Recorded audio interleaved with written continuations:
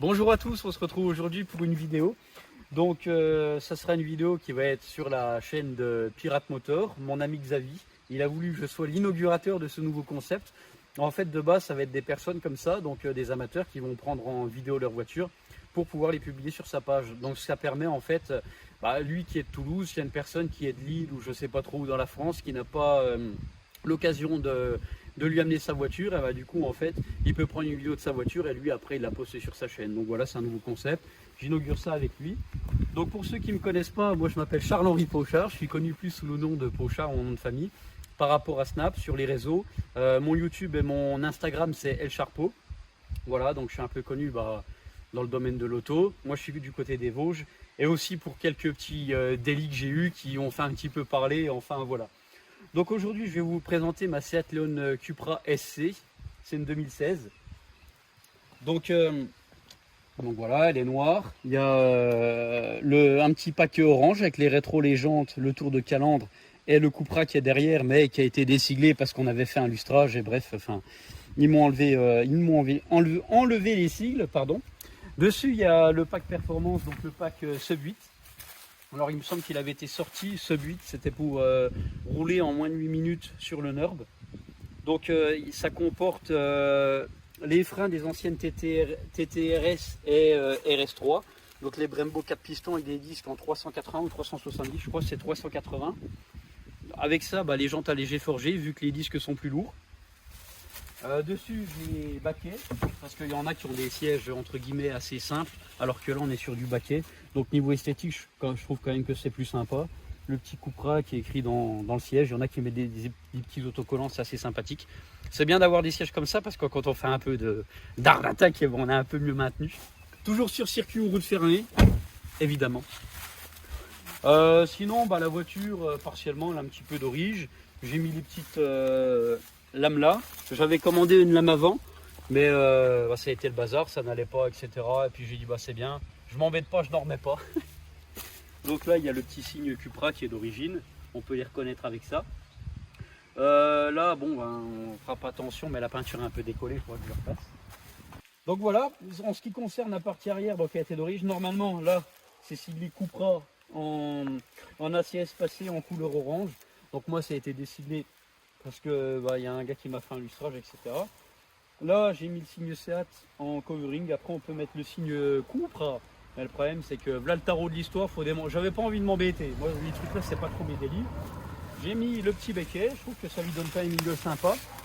Un liseré sur le diffuseur. J'ai commencé à faire ça. J'en ai vu plein aux alentours qui ont fait pareil. Bon, c'est que j'ai eu une bonne idée. La ligne, là, elle est d'origine. Avant, j'avais une Cobra. Donc j'étais quasiment en tube avec un silencieux, mais en vrai c'était un peu Bagdad l'enfer. Au début j'ai eu la ligne d'origine, pareil tube juste avec le silencieux final, c'était l'enfer aussi. Au bout d'un moment j'en ai eu un peu marre, j'ai voulu un truc un peu plus soft, donc là on est sur la ligne d'origine, au moins ça fait pas trop de son et voilà, c'est tranquille. Après on va montrer, on a déjà un petit peu montré l'intérieur, on va remontrer le tableau de bord, voilà. Moi je trouve en vrai que le design de chez Seat il est sympa comparé à une 7R. Une 7R c'est sympa aussi, mais je trouve qu'en vrai ça n'a rien à envier. J'ai mis les rajouts de palettes parce que j'ai des petits doigts et franchement sur les versions là, les palettes je trouve qu'elles sont un petit peu courtes. Tandis que sur les nouvelles c'est les mêmes que les RS3, c'est un peu plus intéressant parce qu'elles sont un petit peu plus larges. Alors il y en a qui ont le pack black, moi je l'ai pas, je suis en chrome, j'aime un peu moins mais bon après voilà. Donc là il y a un petit rappel Cupra. Ce que je trouve qui est un peu dommage, c'est de ne pas avoir les portières en Alcantara. Après la phase d'après là, elle a les lumières. Moi, je les ai en blanche et rouge. Et je crois qu'à partir de la 2017, on peut les avoir de toutes les couleurs. Bon, après, c'est pas bien grave, mais bon. On va montrer un petit peu le moteur. Hop. Bon, il y a ça, il y a des bêtes qui sont venues. Non, voilà le moteur. Donc, pour ceux qui ne savent pas, en fait, la Cupra, si vous voulez, c'est le moteur de la Golf 7R, donc il y a les 265, 280, 290, 300 chevaux. Et en vrai, c'est un bon rapport qualité-prix, c'est à peu près le prix d'une Golf 7 GTI. Sauf que ce qui est intéressant, c'est que c'est une traction, comparé à la 7R qui est en 4 roues motrices, c'est plus lourd. Donc forcément, si on met des cartos, le 0 à 100 sera moins bien. Par contre, c'est un petit peu plus rivé race, racing, pour celle-là, vu qu'il y a des gros freins, c'est plus léger. Et sur piste, c'est vrai que ça tourne en 7, je sais plus, 7,58 je crois. C'est ça? Non? Tu sais plus toi? ça tourne en 7,58 et franchement, ouais, c'est quand même une auto assez sympa. Donc voilà, de l'IPFSI de 90, ce petit Cupra. Normalement, si on enlève ça, il y a le logo Volkswagen en dessous. Et voilà quoi. On va pouvoir passer à éventuellement un petit essai routier. Vas-y, mets une petite pause. Donc bon, on peut parler des pneumatiques. L'auto est pas trop mal chaussée, on va dire. Là, je suis sur une Ankan Gairin. Donc si tu te mets bien de profil, tu vois que quand même la bande latérale... oh la vache, ils ont déjà... Ah ouais, ils ont quand même vachement pris. Tu vois que la bande latérale est assez large, donc pour le grip, c'est vrai que c'est pas mal. Et puis derrière, bah, c'est les anciens que j'avais à l'avant. C'est les premiers slick que j'ai montés. Les fédérales RS 195 Pro, franchement, pour le tarif, ça se débrouille vraiment vachement bien. Voilà. Hop. Bon, du coup, je vais faire un petit démarrage. Je vais me mettre en confort parce qu'il y a plusieurs modes de conduite. Confort, sport, Cupra, et puis un mode qu'on peut individual, qu'on peut régler comme on veut. Après, je vous expliquerai les modes de conduite quand on ira faire un petit tour. Donc voilà, on est soft. Je vais mettre le mode Cupra. Je vais mettre 2-3 coups là.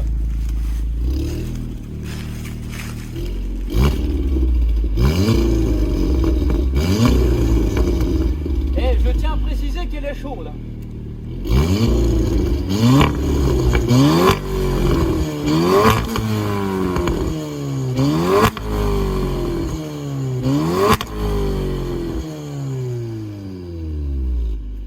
Donc là on est assez soft, on n'a pas roulé, mais quand on a bien roulé, elle pète un peu des fois. Elle fait des petites flammes et c'est rigolo quand même. Voilà.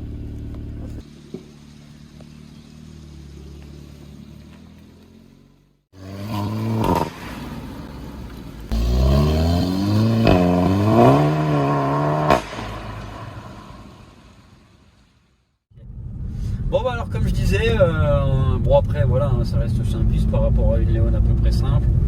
Il y a le petit logo Cupra dans le fond du compteur. Il est aussi en dessous du volant. Donc petit rappel, toujours sympa, là on est dans le mode Cupra. Donc si vous voulez mode confort, bah, en gros par exemple tout est en confort. Mode sport, on a le moteur qui passe en sport, les suspensions. Donc le moteur c'est un peu la réactivité du moteur. Quand tu accélères ça part un peu plus et quand tu coupes c'est un peu plus net.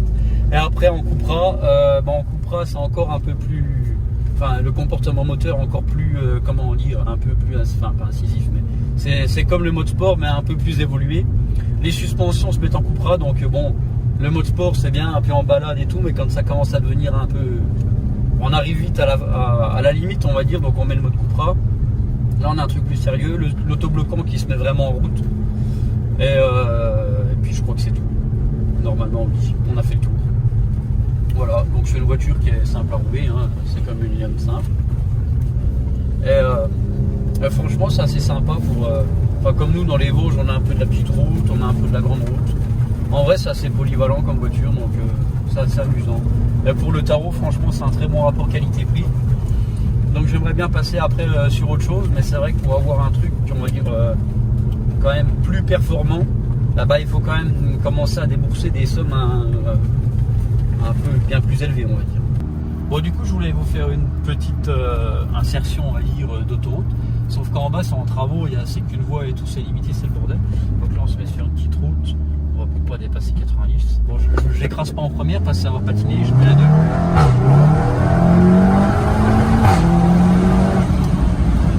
Voilà.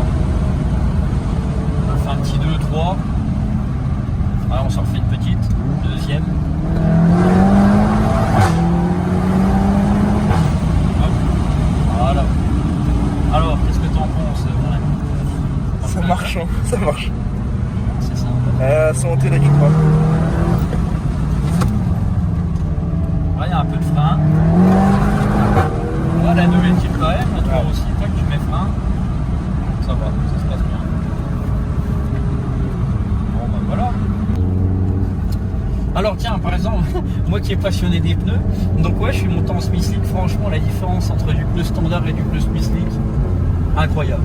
Quand vraiment tu as l'habitude de rouler assez fort et tout, en vrai c'est ce qu'il faut, au bout d'un moment ça fait vraiment la différence.